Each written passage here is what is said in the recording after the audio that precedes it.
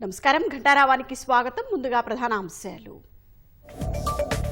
Cyber నేరాలు, drugs కట్టడికి మరిన్ని చర్యలు చేపట్టాలన్న సీఎం. ప్రత్యేక కోర్టులు ఏర్పాటు చేసి తీర్పులు త్వరగా వచ్చేలా చూస్తామని వెల్లడి. రాష్ట్ర విపత్తు నిర్వహణ దళాన్ని ప్రారంభించిన సీఎం. లోగో ఆవిష్కరణ, పలు వాహనాలు ప్రారంభం.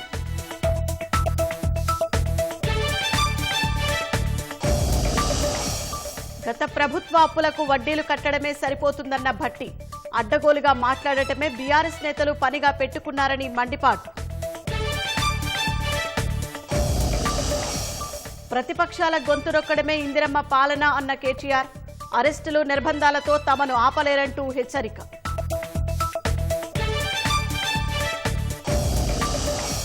గ్రూప్ 1 అంశంలో రాష్ట్ర ప్రభుత్వానికి సుప్రీంలో ఊరట.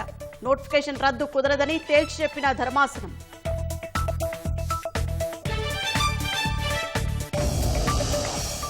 మరోసారి అట్టుడికిన పంజాబ్, హర్యానా సరిహద్దు ప్రాంతం. బాష్పవాయుగోళాలు ప్రయోగించి అన్నదాతలను చెదరగొట్టిన పోలీసులు.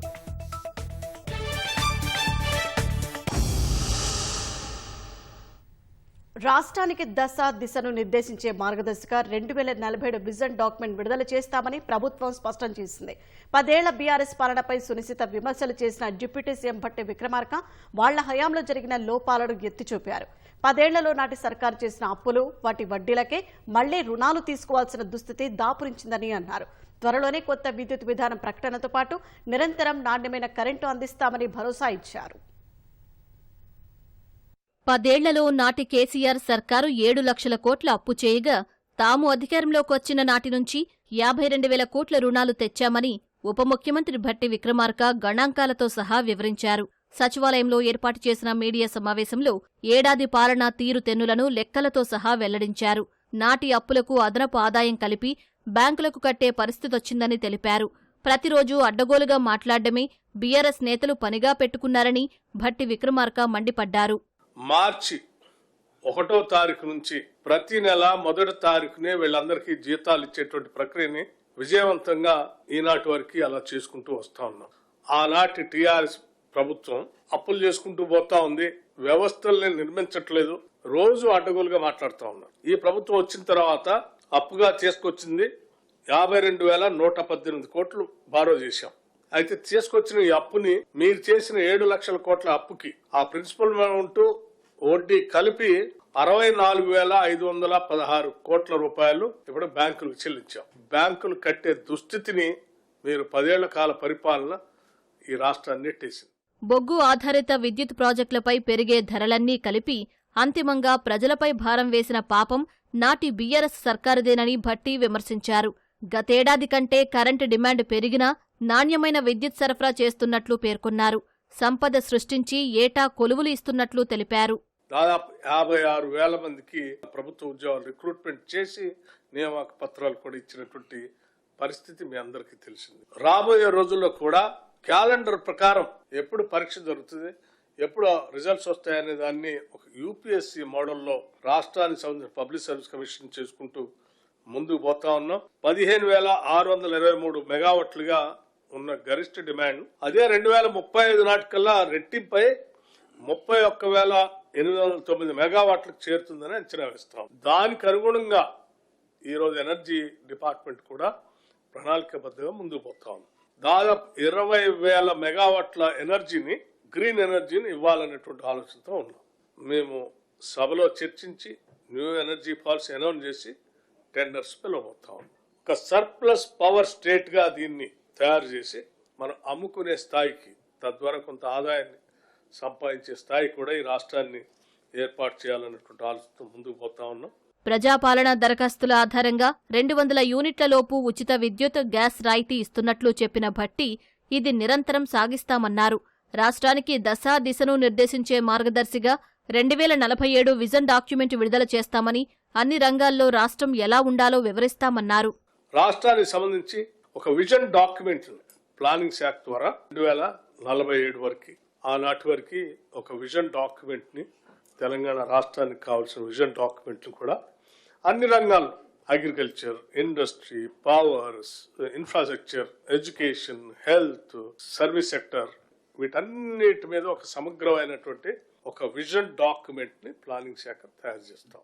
అసెంబ్లీలో అర్థవంతమైన చర్చలు నడిపి ప్రజాహిత కార్యక్రమాలను నిరాటంకంగా కొనసాగిస్తామని భట్టి విక్రమార్క స్పష్టం చేశారు.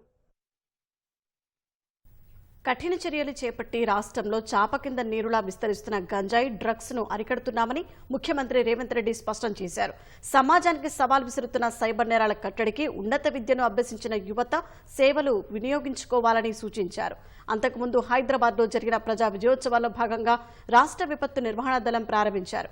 ఎస్డీఆర్ఎఫ్ వాహనాలు, బోట్లు ప్రారంభించిన సీఎం రేవంత్ రెడ్డి ఆపద సమయాల్లో సేవలు వినియోగించుకుంటామని స్పష్టం చేశారు.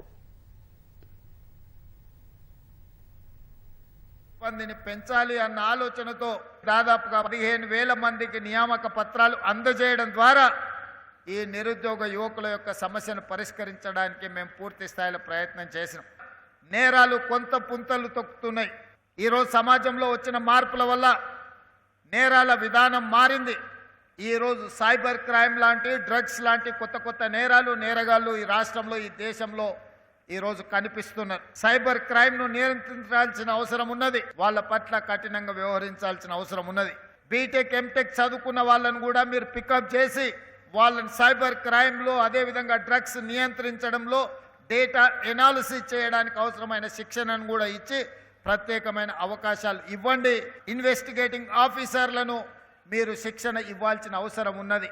ఎందుకంటే 4-5 సంవత్సరాల తర్వాత మీరు నమోదు చేస్తున్న కేసులు వీగిపోతున్నాయి.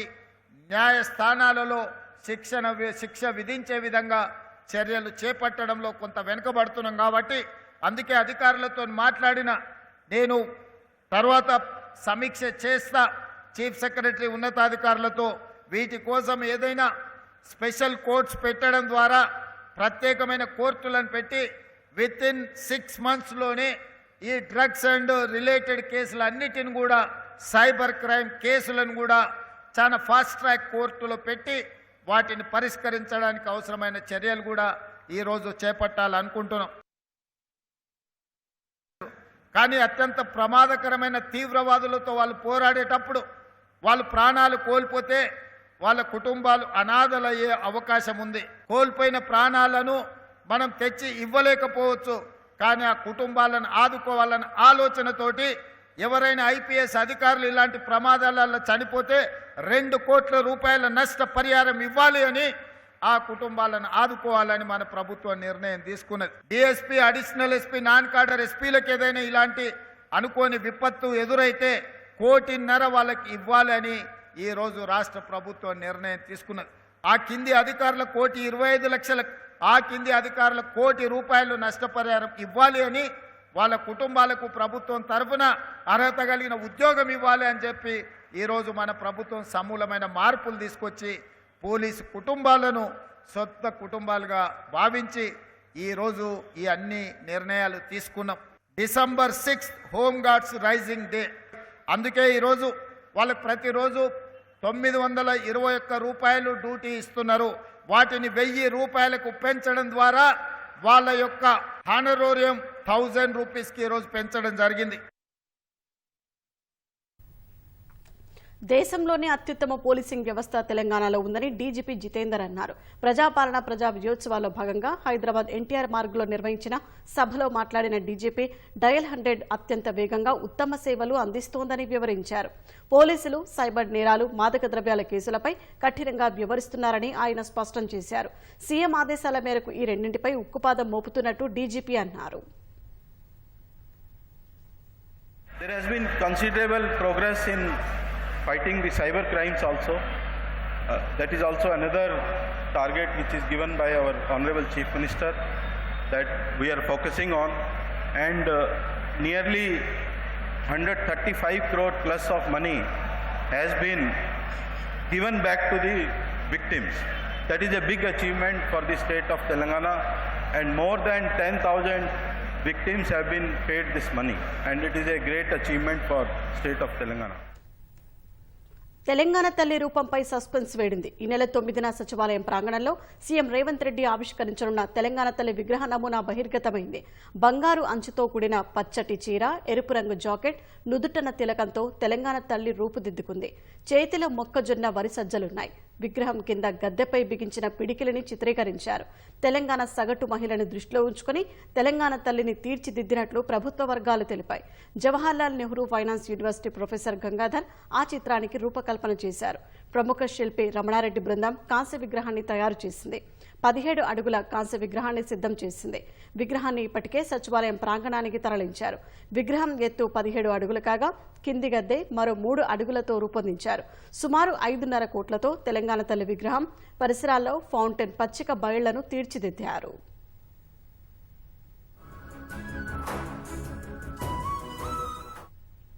నల్గొండ జిల్లాలో రేపు ముఖ్యమంత్రి రేవంత్ రెడ్డి సుడిగాలి పర్యటన చేయనున్నారు.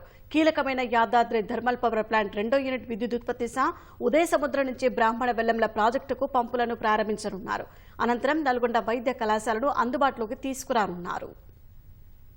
ముఖ్యమంత్రి రేవంత్ రెడ్డి నల్గొండ జిల్లాలో కీలక పర్యటన చేయనున్నారు. సీఎం రాక దృష్ట్యా నల్గొండ సభ ఏర్పాట్లను మంత్రులు ఉత్తమ్ కుమార్ రెడ్డి, కోమటిరెడ్డి వెంకటరెడ్డి, పొన్నం ప్రభాకర్ పరిశీలించారు. బ్రాహ్మణ వెల్లంల ప్రాజెక్టు పంపులను ఆన్ చేసిన తర్వాత నల్గొండ ఎస్ఎల్బీసీ కాలనీలోని వైద్య కళాశాలను సీఎం ప్రారంభించనున్నారు. అనంతరం బహిరంగ సభలో సీఎం పాల్గొంటారు. రాజకీయ దురుద్దేశంతోనే గత 10 ఏళ్లుగా బ్రాహ్మణ వెల్లంల ప్రాజెక్టును పూర్తి చేయలేదని మంత్రి ఉత్తమ్ కుమార్ రెడ్డి ఆరోపించారు. ప్రభుత్వాలు మారుతున్నా, అధికారులు మారుతున్నా మంత్రి కోమటిరెడ్డి వెంకటరెడ్డి బ్రాహ్మణ వెల్లంల ప్రాజెక్టు విషయంలో పట్టు విడవకుండా నిరంతరం పోరాటం చేసి పూర్తి చేశారని కొనియాడారు. 10 ఏళ్లుగా ఈ ప్రాజెక్టు పక్కన పెట్టిండ్రు. ప్రస్తుతం కాంగ్రెస్ ప్రభుత్వం వచ్చిన వెంటనే వేగంగా ముందుకు తీసుకెళ్తుంది. టీఆర్ఎస్ టైంలో ఇంత ఈజీగా పూర్తయి 1,00,000 ఎకరాలకి నీళ్లు వచ్చే ఈ ప్రాజెక్ట్ ని ఒక రాజకీయ దురుద్దేశంతోనే పక్కన పెట్టిందని చెప్పే విషయం అది నిస్సందేహం. మళ్ళీ కాంగ్రెస్ వచ్చింది, మళ్ళీ మంచి రోజులు వచ్చినాయి. ఈ ప్రాజెక్టు వెంటనే పూర్తి చేయడానికి మేము అన్ని చర్యలు తీసుకున్నాం. 2016 డిసెంబర్ 31 నీళ్ళు ఇస్తా, అది మీ సొంత ఊరు, నువ్వు కొట్లాడి రాజశేఖర రెడ్డి తీసుకున్నావు అని చెప్పి అసెంబ్లీ రికార్డులో ఉన్నది. అయినా ఆ మాట కూడా తప్పిండు. 15 ఏళ్ళు ఆలస్యమైన జన్మ ధన్యమైంది. ఉత్తమమైన లీడర్ ఉన్నారు కాబట్టి మన బ్రాహ్మణ వెళ్ళిన మార్చి ఏప్రిల్ నాటికి మాకు 1,00,000 ఎకరాలు ఇవ్వాలని రిక్వెస్ట్ చేస్తాం. యాదాద్రి థర్మల్ పవర్ ప్లాంట్ 2వ యూనిట్ విద్యుత్ ఉత్పత్తిని సీఎం రేవంత్ రెడ్డి ప్రారంభించనున్నారు. ఇందుకు సంబంధించిన ఏర్పాట్లను మంత్రులు ఉత్తమ్ కుమార్ రెడ్డి, తుమ్మల నాగేశ్వరరావు, పొన్నం ప్రభాకర్ పరిశీలించారు. థర్మల్ ప్లాంట్ ఆవరణలో ప్రారంభించనున్న పైలాన్ను పరిశీలించారు. సీఎం పర్యటన సందర్భంగా సంబంధిత శాఖల అధికారులకు మంత్రులు పలు సూచనలు చేశారు.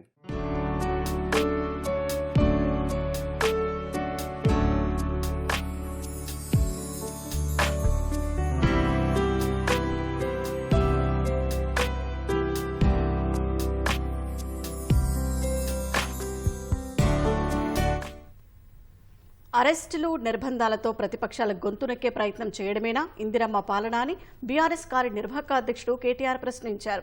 అంబేద్కర్ వర్ధంతి సందర్భంగా తెలంగాణ భవన్లో నేతలతో కలిసి చిత్రపటానికి కేటీఆర్ నివాళులు అర్పించారు. ప్రపంచంలోనే అతిపెద్ద అంబేద్కర్ విగ్రహం వద్దకు వెళ్లి నివాళి అర్పిద్దామంటే పోలీసులను పెట్టి అడ్డుకుంటున్నారని ఆందోళన వ్యక్తం చేశారు. సీఎం రేవంత్ రెడ్డి సొంత కార్యక్రమాల్లో చేపడుతున్న తెలంగాణ తల్లి విగ్రహం రూపుమార్చడం వెనుకున్న ఆంతర్యమేంటని ప్రశ్నించారు. తెలంగాణ సమాజం ఆమోదంతో తెలంగాణ తల్లి విగ్రహాన్ని ప్రతిష్ఠించిన కేసీఆర్ను ఎవరో వచ్చి పిలవడం పెద్ద విషయం కాదని కేటీఆర్ అన్నారు.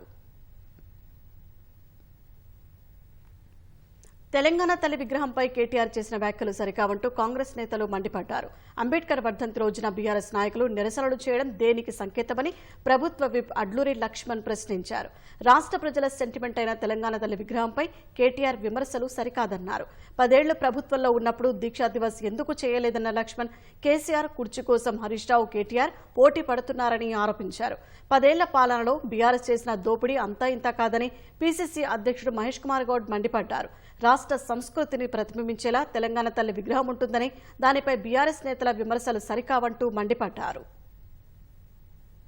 ఇందాక స్టేట్మెంట్ చూశాను. కేటీఆర్ గారి అహంకారపూరితంగా ఏ రకంగా మాట్లాడుతా ఉన్నారు. వారు అధికారంలోకి వస్తేనట, అసలు అధికారంలోకి వస్తే కదా ఎందుకు పగటి కళ్ళుగా అంటా ఉన్నారు కేటీఆర్ గారు. లక్షల వేల కోట్ల ప్రజా సొమ్ముని కాజేసిన మిమ్మల్ని తెలంగాణ ప్రజలు మళ్ళీ ఎందుకు అధికారులు తీసుకొస్తారని అనుకుంటా ఉన్నారు. మీరు 10 ఏళ్లలో జరిపిన దోపిడీ ఇంత అంతా కాదు.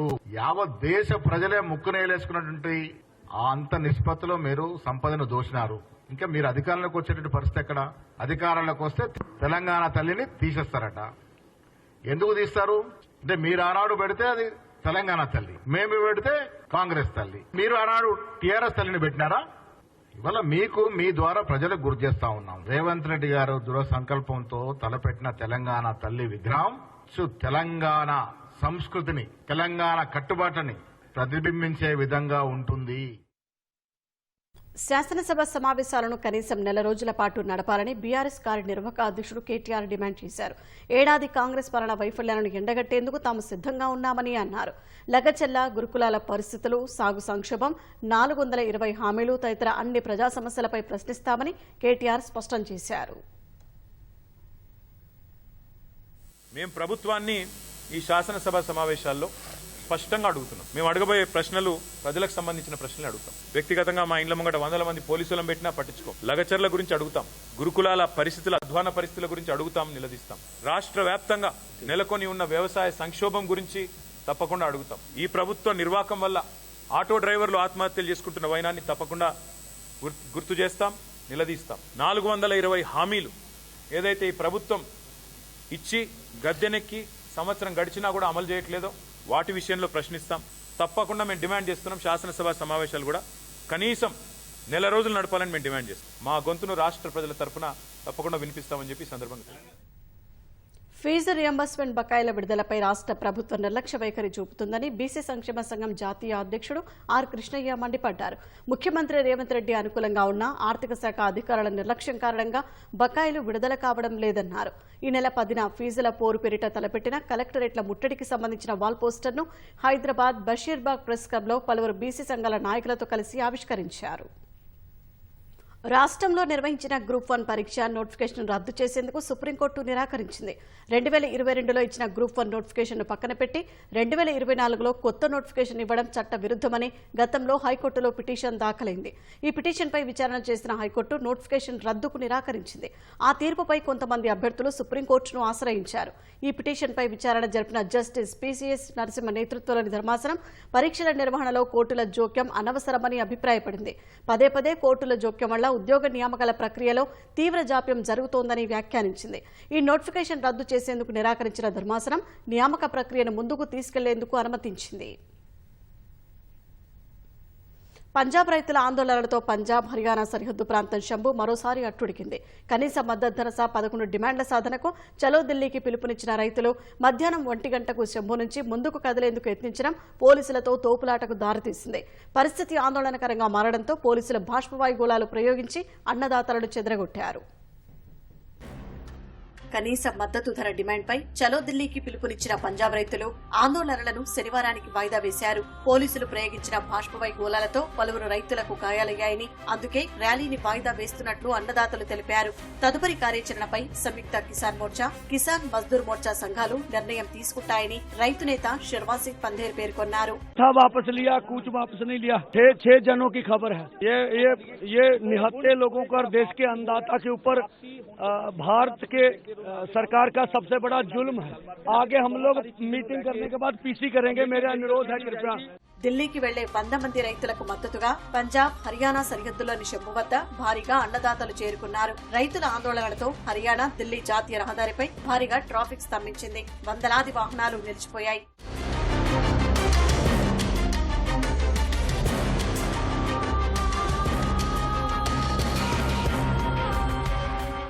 మధ్యాహ్నం 1 గంటకు 101 మంది రైతులు శంభు సరిహద్దు నుంచి హర్యానాలోకి ప్రవేశించేందుకు యత్నించారు. పోలీసుల బారికేడ్లను తోసుకుంటూ ముందుకు కదిలారు. ముళ్ల కంచెలను చేతులతో ఎత్తి పక్కకు పడేశారు. రైతు సంఘాల జెండాలు పట్టి కనీస మద్దతు ధర కోసం నినదించారు. పోలీసులు అడ్డుకోవడంతో తోపులాట జరిగింది.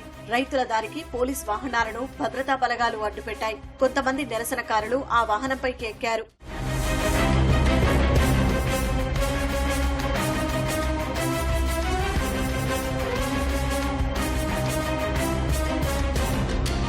పరిస్థితి తీవ్ర రూపం దాల్చే ప్రమాదం ఉండటంతో పోలీసులు రైతులపైకి బాష్పవాయు గోళాలను ప్రయోగించారు. ఈ ఘటనలో పలువురు రైతులు గాయపడ్డారు. వారిని ఆసుపత్రికి తరలించారు. 163వ సెక్షన్ అమల్లో ఉన్నందున రైతులు ఢిల్లీ వెళ్లేందుకు అనుమతి లేదని పోలీసులు తేల్చెప్పారు. ర్యాలీ ప్రారంభానికి కొన్ని నిమిషాల ముందు అంబాలా జిల్లాలో డిసెంబర్ 9వ తేదీ వరకు ఇంటర్నెట్, బల్క్ మెసేజ్లు పంపడంపై నిషేధం విధించారు. స్కూళ్లకు సెలవు ప్రకటించారు. 5 కన్నా ఎక్కువ మంది గుమికూడి ఉండొద్దని జిల్లా యంత్రాంగం స్పష్టం చేసింది. ప్రస్తుతం 44వ నంబర్ జాతీయ రహదారిపై మల్టీ లేయర్ బారికేడ్లు మోహరించారు. డ్రోన్లతో నిఘా కొనసాగుతోంది.